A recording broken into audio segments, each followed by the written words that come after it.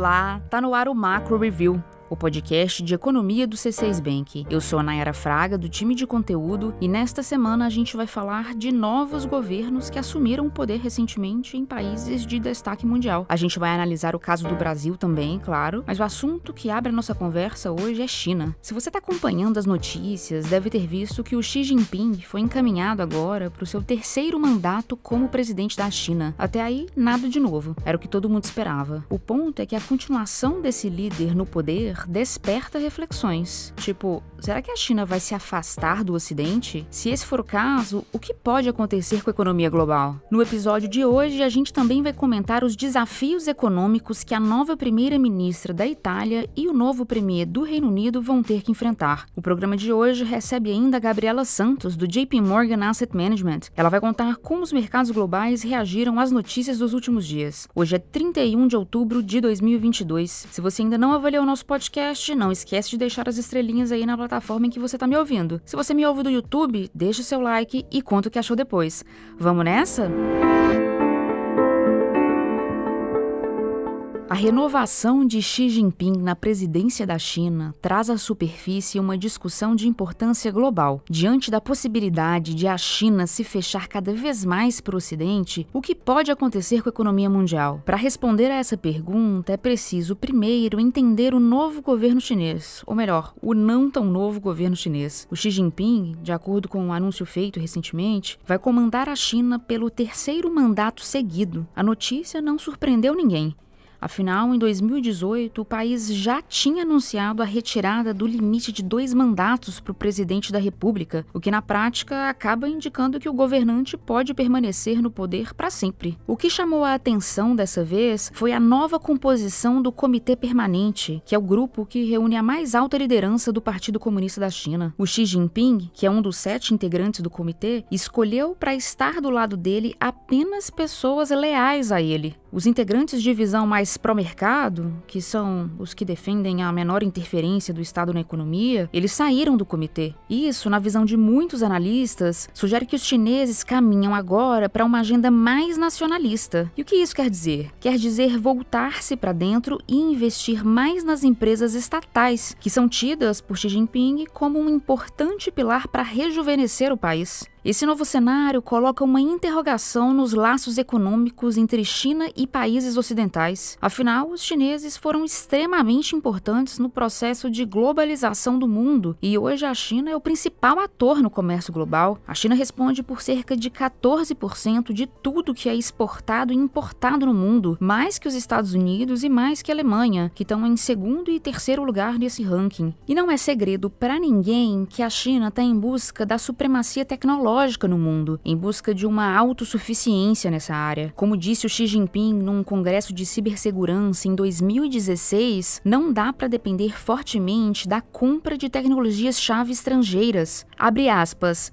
É como construir nossa casa em cima dos pilares dos outros. Independentemente do quão grande ou bonita é, ela não vai permanecer de pé durante uma tempestade. Fecha aspas. Para muitos analistas e acadêmicos, o quadro já é de reconfiguração da ordem econômica em vigor no mundo. O novo capítulo da guerra comercial entre Estados Unidos e China dá uma pista disso. Recentemente, o Departamento de Comércio dos Estados Unidos anunciou uma norma que limita a venda de semicondutores com tecnologia americana para a China. Não importa o país onde os semicondutores são feitos. Se tiver tecnologia americana, não dá. Não pode ser vendido para a China. E qual é o objetivo dos americanos aqui? O objetivo é evitar a transferência de tecnologia para a China, evitar que o chinês receba a tecnologia americana, aprenda com ela e simplesmente desenvolva algo igual, do mesmo nível. É para dificultar o avanço dos chineses. E os Estados Unidos dão mostras mesmo de que não querem perder essa batalha para os chineses. Em agosto, entrou em vigor nos Estados Unidos a Lei Chips and Science, que destina 53 bilhões de dólares em incentivos para pesquisa e fabricação de semicondutores semicondutores em solo americano. A ideia, como afirmou a Casa Branca na ocasião, é, abre aspas, garantir a liderança dos Estados Unidos na tecnologia que é a base de tudo, de automóveis a eletrodomésticos a sistemas de defesa. Essa lei ainda prevê outros 200 bilhões de dólares para pesquisa científica em inteligência artificial, robótica, computação quântica, entre outras. Apesar desse clima nada ameno entre Estados Unidos e China, o Xi Jinping disse em um evento recente, segundo a imprensa, que o país está disposto a encontrar formas de cooperar com os Estados Unidos. O líder chinês e o presidente americano, Joe Biden, vão estar presentes no próximo encontro do G20 em novembro. A expectativa é de que haja uma conversa entre eles. Até lá, fica a certeza de que a relação comercial com os chineses está extremamente abalada, e não só para os americanos. Vamos lembrar que alguns governos ocidentais, pressionados pelos Estados Unidos, têm impedido ou dificultado a participação de empresas chinesas na criação de redes de telecomunicação 5G, por exemplo. Na nossa visão, a politização do ambiente de negócios, somada à possível inclinação nacionalista da nova liderança da China, pode representar menos cooperação com o Ocidente. Isso, para os chineses, também pode significar um contexto pouco favorável ao crescimento econômico. É importante dizer que a China já não cresce hoje como crescia no passado. De 1991 a 2012, a China avançava mais de 8% ao ano. Hoje, já é certo que a meta estipulada para 2022, que é em torno de 5,5%, ela não vai ser alcançada. Isso foi comunicado pelo próprio governo chinês. Agora, a expectativa do mercado é de que a China cresça algo como 3,5%. Bom, e no caso de uma cooperação menor entre China e Ocidente, quão prejudicada ou não sairia a China? O crescimento anual dos chineses seria ainda menor que os 3,5%? E de que forma o mundo sentiria isso? Quem explica melhor pra gente é a Cláudia Rodrigues, que é responsável pela cobertura dos temas internacionais na equipe econômica do C6 Bank.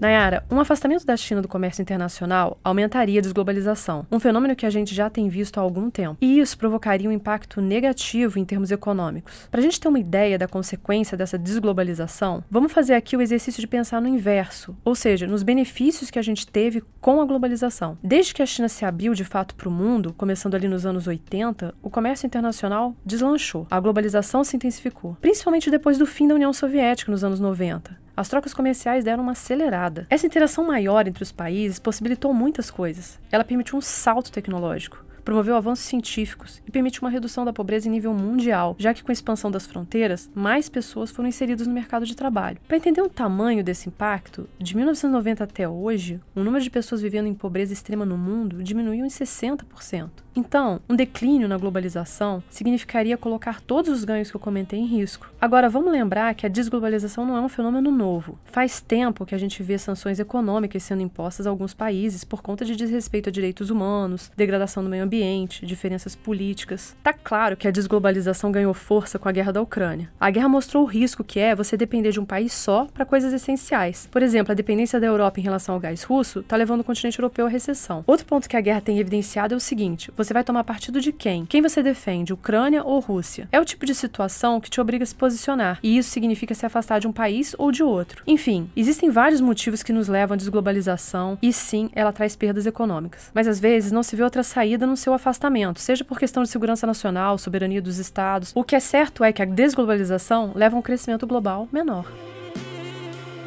A gente continua no tópico dos novos governantes, mas agora a gente fala de Reino Unido. O enfrentamento da crise econômica no Reino Unido não é mais um problema da Liz Truss. Depois de só 45 dias na cadeira de primeira-ministra do Reino Unido, a Liz Truss teve de se retirar. Ela passou o bastão para o Rishi Sunak, que é o ex-ministro das Finanças de Boris Johnson. Sunak é o 5º premier do Reino Unido em 6 anos, ou o 3º premier em 2 meses. Para quem nunca tinha ouvido falar, ele ganhou notoriedade alguns anos atrás ao defender o Brexit, que é a saída do Reino Unido da União Europeia. E ele ficou mais conhecido também durante a pandemia ao supervisionar o programa de licença remunerada para trabalhadores. A primeira missão do novo primeiro-ministro do Reino Unido no cargo é recuperar a credibilidade entre os investidores e a popularidade do partido dele, o Partido Conservador. Como a gente mencionou no episódio 28, o plano fiscal da Liz Truss causou turbulência no mercado e fez a moeda britânica afundar. O plano incluía cortes de impostos a um custo de impressionantes 36 bilhões de libras para 2023, o equivalente aí a 1,5% do PIB do Reino Unido. A ideia teve que ser retirada da mesa. Agora, o novo premier vai ter que dar alguma solução para a inflação no Reino Unido, que passa dos 10% em 12 meses até setembro. Isso significa que o Rishi Sunak vai ter que apresentar um pacote fiscal capaz de garantir um alívio no custo de vida da população sem colocar em risco as contas públicas. E aqui vale uma observação em relação a esse momento atual do Reino Unido. Ele mostra que crise de credibilidade fiscal agora não é mais uma exclusividade dos países emergentes. Ou, se a gente usar uma escala que compreenda apenas a Europa, crise de credibilidade fiscal não é agora uma exclusividade da Grécia ou da Itália.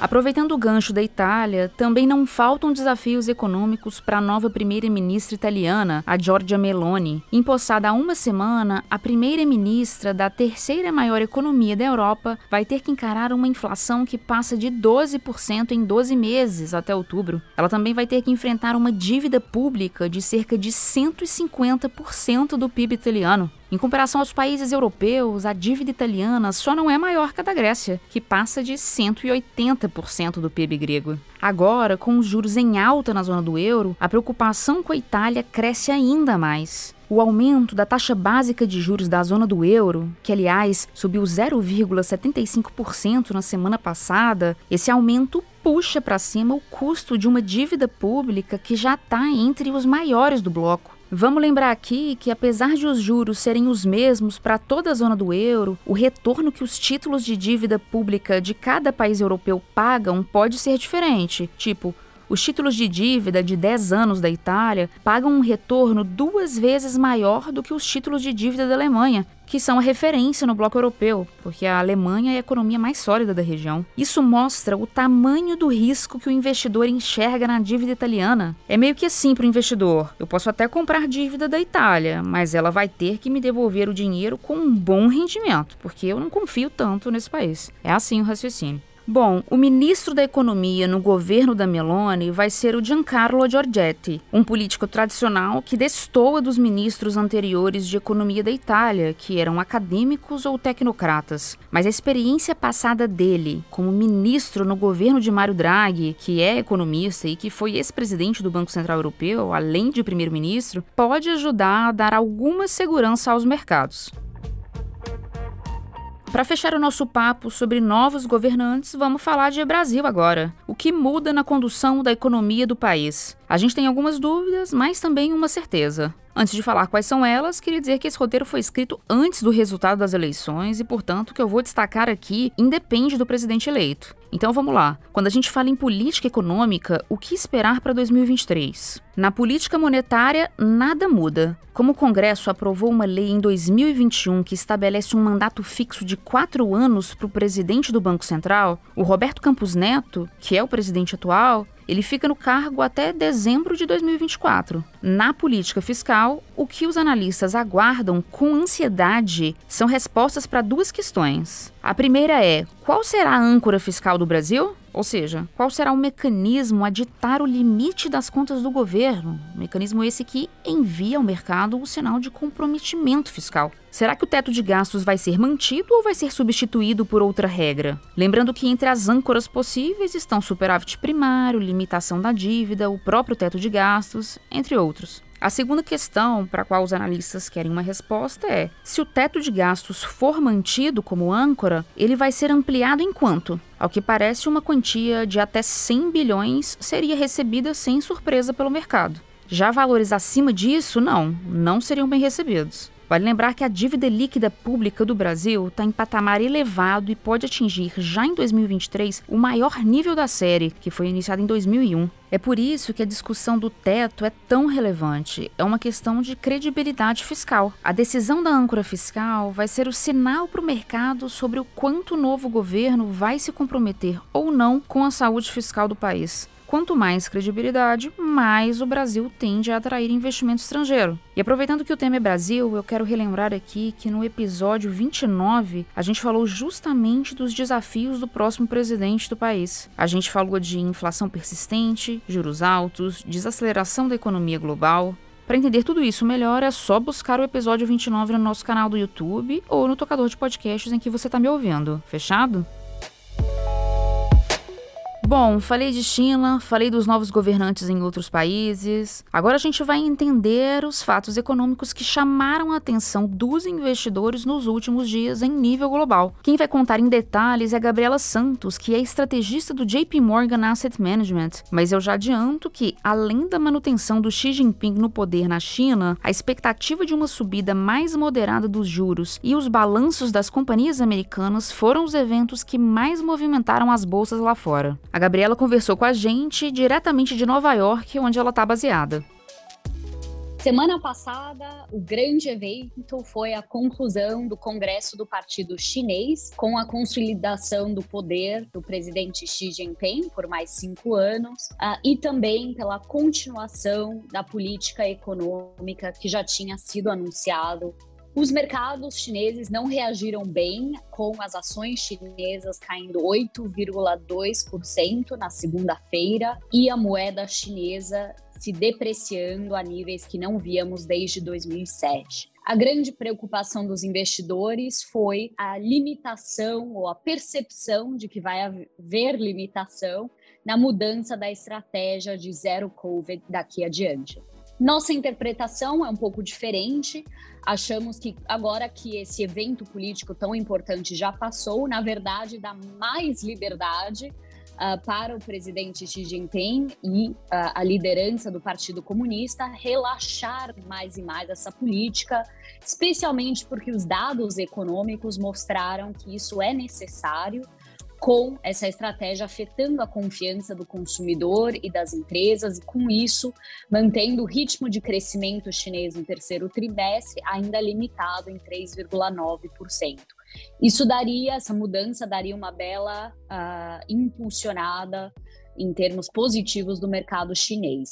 Fora da China, grande foco nos bancos centrais, especialmente na desaceleração do ritmo de aperto monetário, tanto do Banco Central Europeu como o Banco do Canadá, mostrando que há possibilidade de começar a diminuir o ritmo de cada aperto monetário, de 75 para 50 pontos base. A esperança é que o Federal Reserve, o Banco Central americano, consiga fazer isso. Não vai ser essa semana, na sua reunião, na quarta-feira, onde nós e o mercado esperam mais 75 pontos base de aumento para 4%, porém há uma esperança de que possivelmente isso possa acontecer na próxima reunião de dezembro. Isso deu um alívio na curva de renda fixa a nível global, com juros diminuindo na semana, e deu um impulso ao mercado acionário global.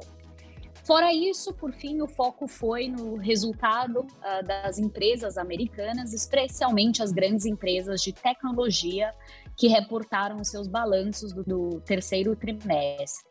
Foram decepcionantes, citando aumento de custos, dólar forte e menos demanda vindo tanto nas companhias de software, quanto computador, quanto semicondutores, como mídia social também.